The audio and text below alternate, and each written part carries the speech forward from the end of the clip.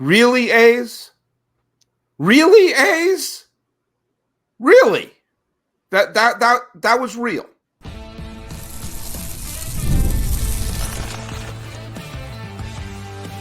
You are Locked On A's, your daily Oakland A's podcast, part of the Locked On Podcast Network, your team every day.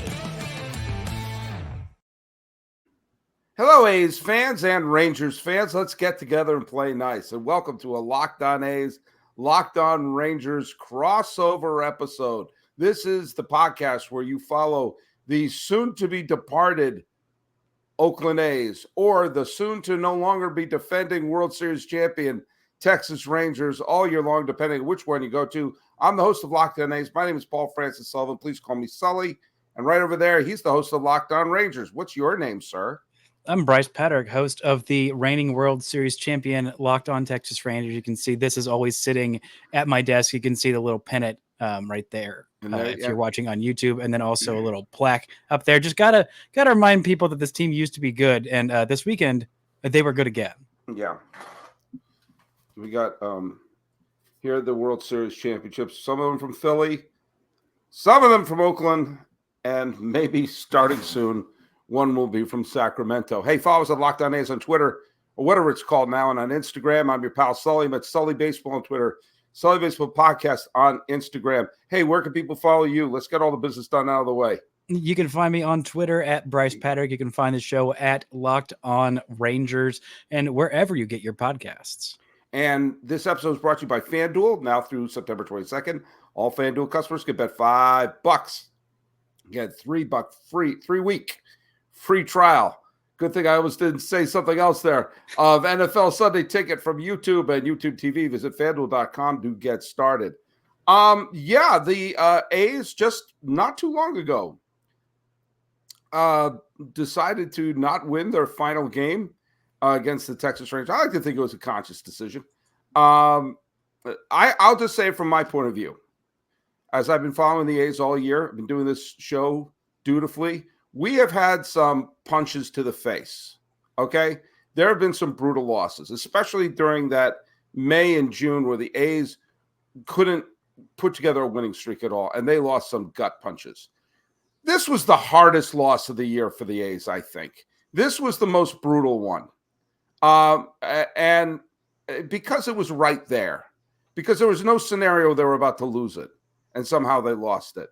You and I are going to break it down a little bit piece by piece, because I think this game was actually lost before we got into extra innings. I'll get into what I think about that. But wow, and file it under wow. This one was a kick to the fruit stand. Brice, from counterpoint, how did this feel for the defending champs? Oh, it felt pretty darn good. I mean, this was a game where the Rangers were offensively just wasted a bunch of chances. I mean, getting the bases loaded with one out and not being able to get that runner home from third, just incredibly frustrating to not get anything out of that opportunity. The Rangers offense was its strong suit last year. It's the reason the Rangers won the World Series last season, and the pitching did just enough. This year, it's been the opposite. The offense basically everybody up and down this lineup has had a major fall off from last year outside of Josh Smith, who has been fantastic for the most part this season. After the All-Star break, hasn't been as fantastic, but he was filling in for Josh Young, who was on the IL for over half the season because he had a broken wrist 4 games into the season. And he hasn't quite been just right since he got back. But this walk-off home run, a fantastic moment for him. I mean, once Mason Miller couldn't command the slider and it was just all fastball, Josh Young, who may not be in the best way offensively right now, still former All-Star, still very good power hitter, says, okay, well, you may throw 105 miles an hour, but if you're only throwing one pitch, I can time that thing up and drive that thing out. He's got power to all fields, including the opposite field where he hit this one out. Fantastic piece of hitting from him. And not just him, but Adolis Garcia in front of him. He's had a really, really rough year. Great plate appearance by him. Great plate appearance by Wyatt Langford to work that walk ahead of him, to get on base, to get it over to Josh Young for the walk-off home run. Nice bit of reminder that, okay, these guys can still hit occasionally. Yeah, and the Langford at bat is not going to be shown in any highlight reel. It's not going to be mentioned. I mean, but it was a killer. I mean, from watching it from the A's perspective, that was an absolute killer at bat because they still had the lead. They still, they just okay. They knocked in the ghost runner. Fine, that happens. Okay, but once Langford got the walk, that's when I admittedly started to squirm a little bit. I can't be a hypocrite.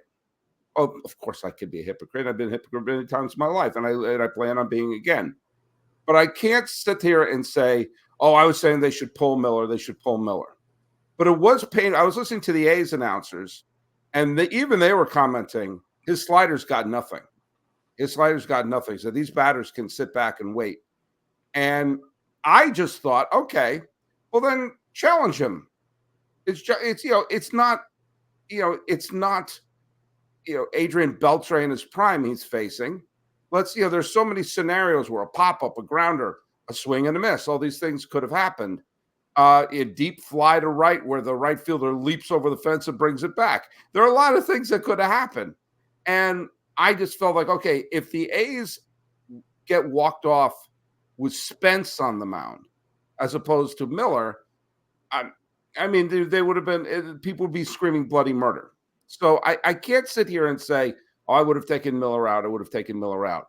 But I want to go back to the Wyatt Langford at bat again, because one thing that he's been struggling with this year, even his last at bat, he has had the rookie strike zone of all rookie strike zones. I mean, we saw it in the 8th inning. He had 2 different pitches, both strike 1, strike in quotations, right, and strike 3, called strikes that were, last one was probably 2 inches outside the zone. The first one was closer to 3 inches outside the zone. It's been a constant for him. And for a guy who is a patient hitter, has a really good approach when it comes to the plate. Like, he knows the strike zone very, very well, much like Evan Carter did, but he's been punished for it by a lot of these called strike 3s that are, outside the zone. And for him to stick with it, because I worry when a rookie starts to get that strike zone squeeze on him, that you start to, expand the zone a little bit more than they should. And for the most part this year, he's stuck to it and stuck to, swinging at good pitches. But for him to work that count, to be able to battle off those pitches, I mean, fouling off 103, and then just battling back, knowing that, okay, I'm going to sit on the fastball in the zone, and the slider is not going to hurt me because he can't throw up for strikes right now. And to be able to work that walk and say, if I can't drive in this run, then the guy behind me will get it done, which was the mentality that made them great last year, having a deep lineup of trusting I don't have to force it. It's not just on me to win this game. And that was kind of, a callback to the offense that was so good last year and made me really encouraged about next year, because this whole lineup's going to be back pretty much in its entirety next year. So these guys who have had down years this year need to bounce back to more of what the back of their baseball card says. And the youngsters in Wyatt Langford and hopefully Evan Carter being back and healthy next year need to show a little bit more than they've shown this year. Well, and I think a huge pet peeve I have in baseball in general is even the concept of a rookie strike zone. A strike should be a strike. Whether you're pitching to, Aaron Judge, or you're pitching to someone who just got called up from Worcester, Massachusetts. A strike should be a strike. Why are you going to penalize a player? I'm going to make it harder for you. Or, well, you haven't earned that strike yet. Throw it in the freaking strike zone.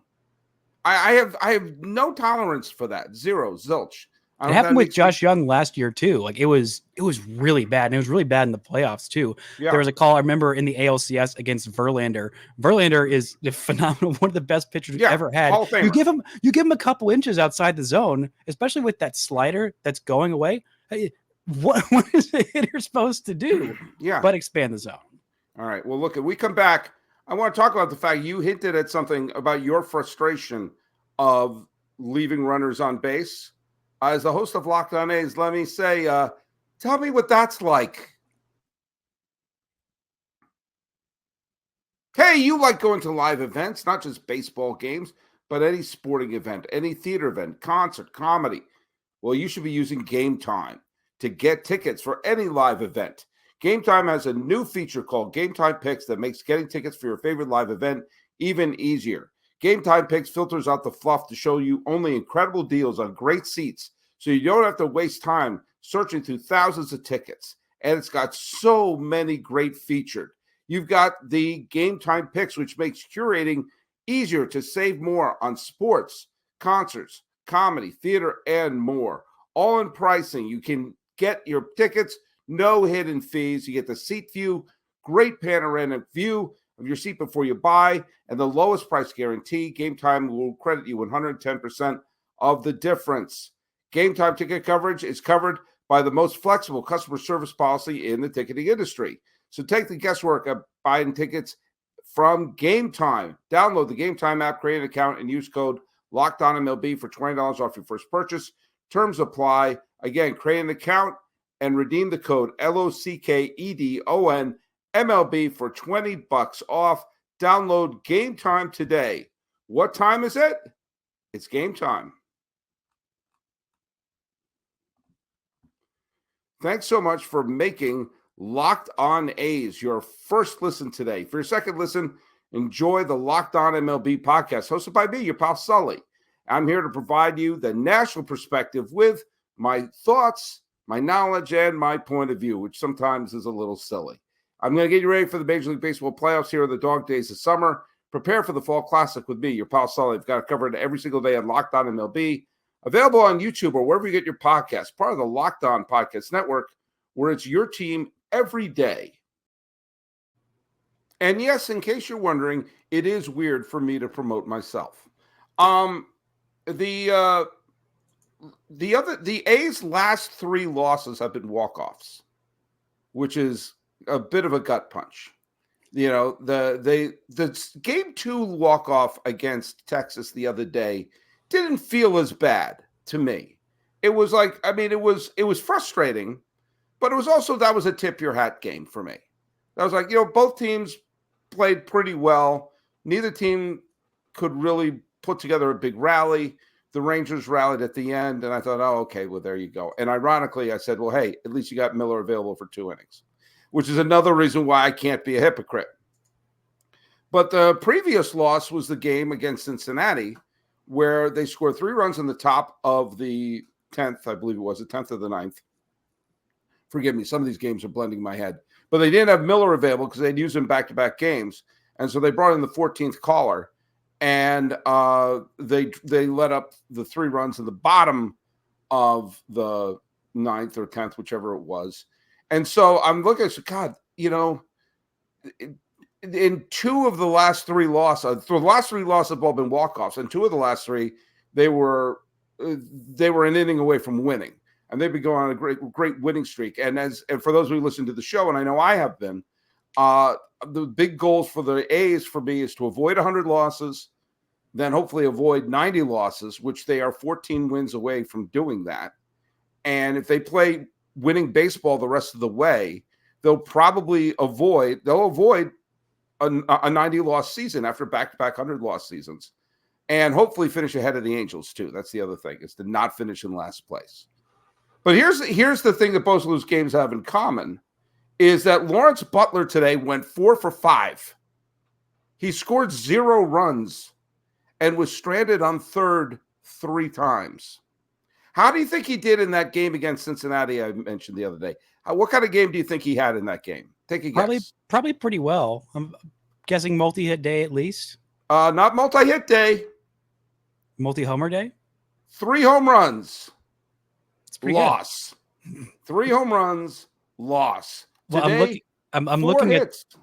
At him and Rooker combined for 8 hits and scored a combined 0 runs, 1 RBI. That's difficult to do out of your top 2. Yeah, I mean, you can't ask for a better season than what Rooker is having. Rooker is having if the A's were a contending club, and I know we're not supposed to equate MVPs with the records, but you do. If the A's were contending, except for when the Rangers have an MVP candidate, and because Shohei Ohtani exists. Well, let me push back on that in a second. Okay, let me finish my thought. If the A's were a contending team, I don't think Rooker would win the MVP, but he would be in the top 5 conversation. Now, what I will say for Mr. Whining about the Rangers MVPs, Pedro Martinez should have won the MVP in 1999. It went to Pudge Rodriguez, which was the third Ranger MVP in 4 years at that point. Juan Gonzalez, Pudge Rodriguez. They also had Jeff Burrows. They also had Alex Rodriguez. There have been a bunch of Rangers. Pudge was good enough to where I feel like, it's not like it was, handed out. It's not like he had a bad season. I mean, no one said he had a bad season. Catchers doing that is just such a rarity that, like, I don't know. It always rubs me the wrong way of pitchers winning MVP because you have your own award. You got your own thing. Is Pudge Rodriguez going to win the Cy Young? No. Yes, he will. That's how good. No. Well, I mean, he's got such an arm that he probably could. He was the most. Pedro was okay, but fine. But you won 3 MVPs in 4 years, and Juan Gonzalez maybe deserved one of those. I think more. If my math is correct, I think it might be off, but maybe tied the same amount of MVPs as playoff wins in that span. I can't remember how many games. How many games they won? 0. They won one. They won one. Okay, yeah. I was thinking one playoff game. They went to the playoffs 3 out of 4 years and won. Got swept twice. Okay, yes, that's right. They got swept twice, and that with that 96 year. Well, I can get into that in another day with you because the Rangers were a few innings away from ending the Joe Torre era in the first year. Because I feel like we have talked about that. Yeah. Okay. I can't always remember the number of times I've rubbed it in the face. This is why this is the beauty of the winning the World Series is all that you just shake that Etch-a-Sketch. But Butler got stranded all these times. The A's at one point had 11 hits and 1 run. I mean, do you know how hard that is to do? And it wasn't until Geloff hit that little bloop in the 8th inning that tied the game. And even that was weird because he got thrown out trying to stretch it into a double. But, the run came in. But, like, inning after inning, that runner on third, runner on second, nothing. And, yes, I know they took a 2-run lead, had Miller on the mound, had 2 outs, and the bogus runner on. So they had every reason to think they could win the game in the 10th inning. But they should have scored at least 3 runs. At least 3 runs before the 9th inning. It should never have gone to extra innings. No, it probably it shouldn't have because David Robertson, who has been amazing all year, let up a run. That was an aberration. That was not something that was expected. He has been phenomenal all year. I mean, him giving up a run in that scenario, not something we've seen often of him blowing a game like that. But this was, I mean, I know that you said yesterday's game hurt less because, I mean, Cody Bradford had a phenomenal game. I would be kicking myself if I didn't talk about how much of a revelation he has been this year. I mean, the Rangers haven't developed a decent homegrown starting pitcher in at least a decade, maybe 2 decades if you want to get really nitpicky about it. But as a starter this year, Cody Bradford, who missed most of this year with a back injury that was turned out to be a stress fracture in his rib. But he has been phenomenal when he's on the hill. A 2.50 ERA in 9 starts. He's not walking anybody. And even though he's only throwing 89 miles an hour, I mean, the extension that he gets on it, because he's so tall, he's basically just dropping the ball into the catcher's mitt from home plate. He had another great start of 7 innings and 2 runs. I mean, the guy has been a bright spot in what has been a very unbright year, as was Leody Taveras' first career walk-off hit in that game on Saturday. And by the way, Urania came in because they did the whole opener thing. Urania threw 4 2/3 innings, got him through the 6th, but he let up 9 base runners. 9 base runners and threw a wild pitch and somehow only let up 1 run. I mean, this guy... The whole time it was after you. Like they were like basically the A's offense and Urania on the mound were 2 people coming to a intersection and not knowing who had the right of way. Because Urania just kept letting hit after he had 9 base runners in fewer than 5 innings. And he allowed 1 run. I mean, How is that? I mean, I'm not surprised. I'm doing the math in my head saying, how is that possible? It happens a lot with the Rainier this year. I mean, he's a guy who has worked out of a lot of trouble. I mean, he and Michael Lorenzen did it a lot before he was shipped off to Kansas City, where it's apparently Right. gotten better. But both those guys pitched very, very well with runners on base. They're not huge strikeout guys. They're, eventually you get BABIP to death if you're not getting a bunch of swing and miss. And even if you're not walking guys, like you're going to run into some base runners because some balls are going to find holes, even if your defense is good. But they've done a good job, him specifically still being here, has done a good job of being able to work around those base runners and just get a little bit better in those leverage situations. I don't know. He's not throwing particularly harder, No. right?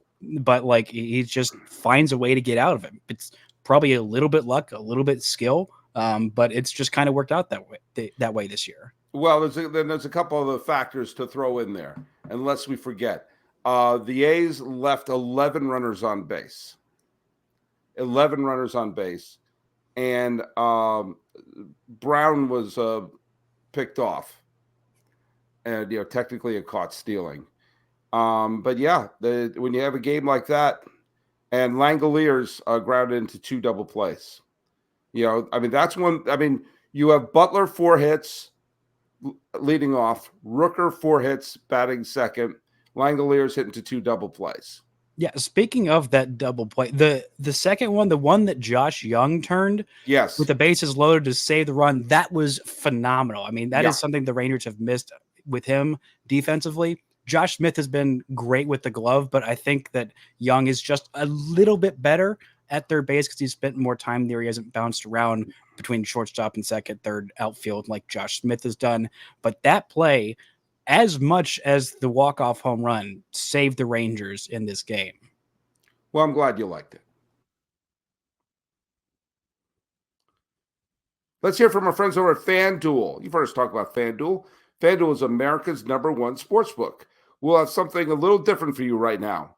Now through September 22nd, all FanDuel customers can bet $5 and get a 3-week free trial of NFL Sunday Ticket from YouTube and YouTube TV. Then with a YouTube TV base plan, you'll be able to watch every regular season Sunday afternoon out-of-market game. Say that 3 times fast. All you'll need is a Google account and a current form of payment, and you can cancel at any time. Just visit FanDuel.com.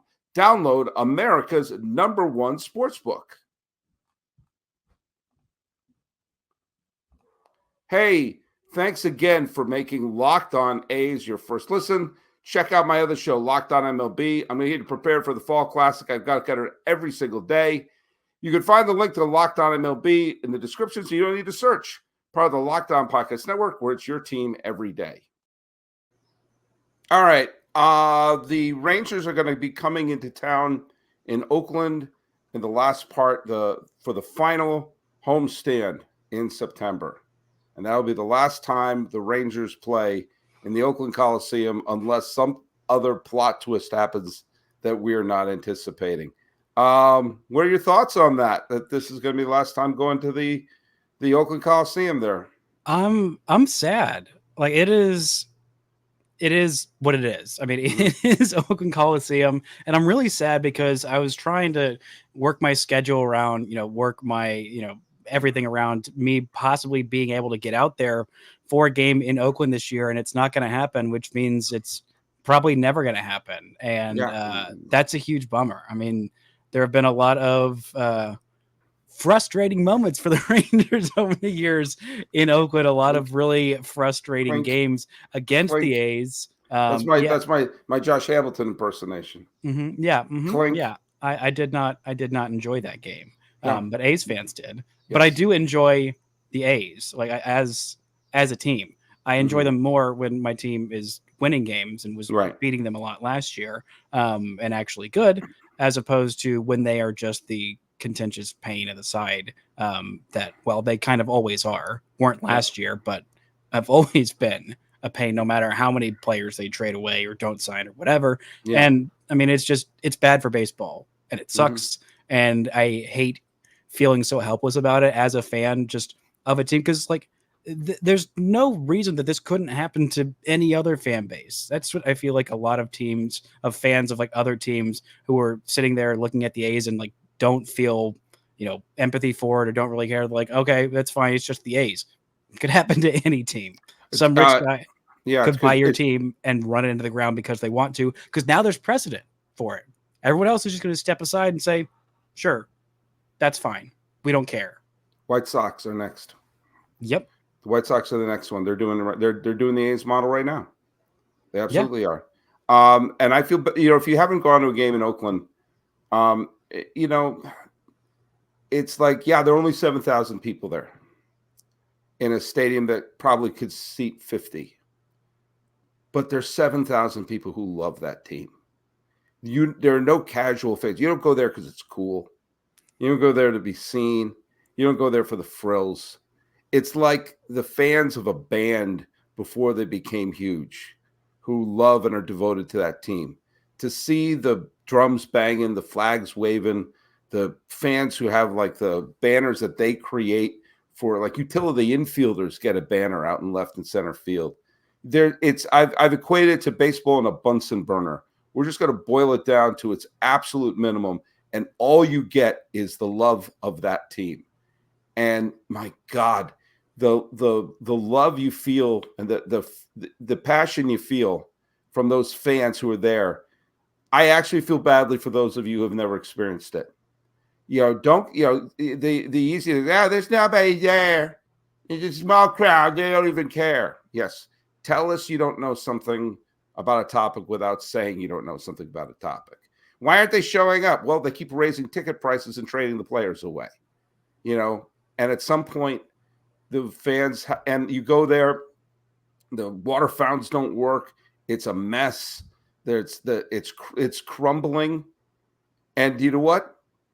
7,000 or 8,000 people still show up. That should tell you something. Why isn't the attendance 0? That should tell you something. But if you haven't been there, I'm going to be at the last game. I bought the ticket at the beginning of the year. I have a ticket for the final game, which is a day game against Texas. And there's something kind of nice about that it's going to be in the sunshine. The weather's going to be nice in late September. And you know what? Baseball is going to miss Oakland. And what I'm hoping is that it works out in Sacramento, because I think it could work in Sacramento if they have a better stadium situation. I think Las Vegas is a disaster waiting to happen. But that's to catch more on that, Ranger fans, just watch every other episode of Locked On A's, and I'll get on that again. And what you should be happy about? Brice Paterik is the manager, and I've been in the Bay Area, lived in the Bay Area long enough to know that it goes championship, miss the playoffs, championship, miss the playoffs. And you're right. They didn't blow this team up because there's still a lot of good players who are having a down year. Watch them bounce back. Well, there is one guy who I think could really help that bounce back, and he's a guy who pitched today, not in the major league game, but in the minor leagues. Jacob deGrom rehabbing his third rehab start. He threw 43 pitches, went 2 2/3 innings, struck out 5, touched 99, touched almost 100 if you round up from 99.7, which I tend to do. But looked like Jacob deGrom and actually threw his first curveball of his rehab outing, which was fun. But his next start might be in Arlington, which would be a lot of fun. He's not done rehabbing. He's probably going to go for 50 to 60 pitches next time out and shoot for 3 innings or 4 innings or so. That is a guy who, last season or no, the importance of just enjoying those moments that you get, like a walk-off home run. No matter how much your team sucks, if you can't find joy in a walk-off home run, you probably just don't like baseball. If you can't find joy in watching Jacob deGrom pitch for your favorite team, you probably just don't like baseball. So I'm looking forward to that, looking forward to hopefully him following the exact same model, except now it's odd year BS as opposed to even year BS. He's trying something new in the American League. It's a different league. Yeah. I appreciate him, switching things up a bit, but there you go. All right. Well, Brice, thanks for joining the show. Where can people follow you? You can follow me on Twitter at Brice Paterik. You can follow the show at Locked On Rangers. Subscribe to us on YouTube or wherever you get your podcasts. Sully, where can the fine folks listening to Locked On Rangers find you? You can find us at Locked On A's on Twitter or whatever it's called now on Instagram. Find us on YouTube, and you can find me. I'm your pal Sully. I'm at Sully Baseball on Twitter, Sully Baseball Podcast on Instagram. On behalf of Brice Paterik, the host of Locked On, reigning World Series champion Texas Rangers, this has been a Locked On A's, Locked On Rangers crossover. I am your host, Paul Francis Sullivan. Please call me Sully.